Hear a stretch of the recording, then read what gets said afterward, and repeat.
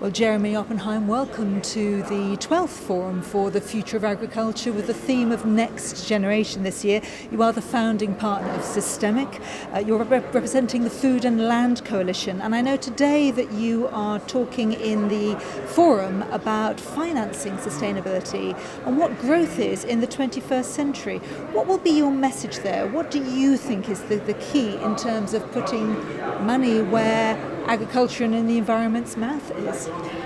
Well, look, thank you for the invitation. And I mean, we all know that the food and land use system is going to go through major transformation over the next 25 or 30 years. I think that's widely acknowledged across the whole the forum. And the question, of course, is what does the shape of that look like?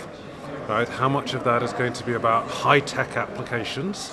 Right, the next generation of biotechnology, the precision farming, and all of that agenda, and how much of it is going to be about, reintroducing, in a sense, craft into the food system. How are value chains going to work and supply chains optimized, if you will, to the last inch of their lives? And all of these changes, which we hope will deliver us both the food we want to eat, but also the environment that we want to preserve and to regenerate, all of these changes will require substantial investment, right? And this is where I think the financial sector comes in. And there are, as ever, there are two parts to that. One part is the public part, where very significant public finance goes into the agricultural systems every year. And the other part of that is private finance. And I'm happy to take each one in turn. Well, let's do exactly that. Now, when we talk about sustainability and business and private money in the same sentence, that seems to be a little bit of a paradigm shift, really. I think it is. I think it's also building on some good foundations. It's not that the entire private sector is obsessively short-term and driving towards an unsustainable future. I mean, there are many members of the FFA who are very long-term players, right? They're landowners, they're corporations that want to be in business 20, 30, 40 years from now, and they're part, I think, of the opportunity to drive a shift in the way in which investment takes place and the financing of that investment. But it is true to say, I mean, let's also call a spade here, because we are in a farming setting, that there is a significant part of the private sector, capital market-driven activities that are short-term, that are very much about financing, trading this day, this month, this quarter.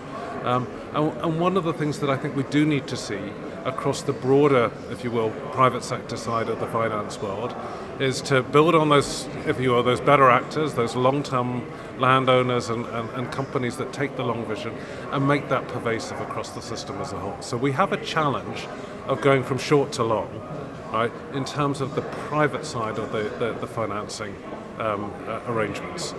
And when we talk about public money, what would be the biggest challenge in your view there? Well, the biggest challenge, and it's one that's well, I think, acknowledged, is taking the subsidies, which are staggeringly large in their total numbers. And we and others come up with roughly a $500 billion a year subsidy support that is provided into the food and land use system every single year across the world.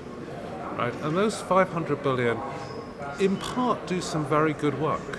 Right? Let's not just sort of dismiss it all. Right? Some of it is going to support environmental services, and some of it is going to provide income support to smaller farmers, without which those smaller farmers would frankly be going out of business. And I think all of us feel that maintaining those farming communities is important, not just in Europe, but globally. But are the priorities of the CAP really right for looking at the 21st century? A lot of the money, right? I mean, and we estimate that it's somewhere in the order of 2/3 of the subsidies that are provided internationally, right, are going, if you will, to private goods and not to the public outcomes that we need to see. So in that, there's just an enormous opportunity. Right? I mean, this isn't about new money. This is not the food and land use system saying we need a whole bunch of new public money. We need to take the very significant commitment that is made by governments across the world and repurpose it and get it into funding what we need to see, right, which is much stronger commitment to sustainable agricultural practices. And I'm sure we all agree, but I think the question for the theme this year, a new generation, and thinking about how we do it is exactly that. What action, the how? How do we make that happen? Very briefly. Well, I think a part of the how is actually putting the money behind the next generation.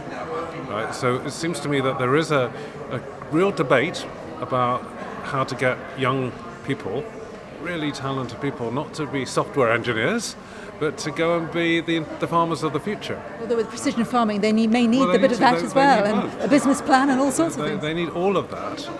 And so I think a good chunk of the money ought to be going into really supporting younger farmers coming through with that, if you will, that combination of hardware, the land and the software, right?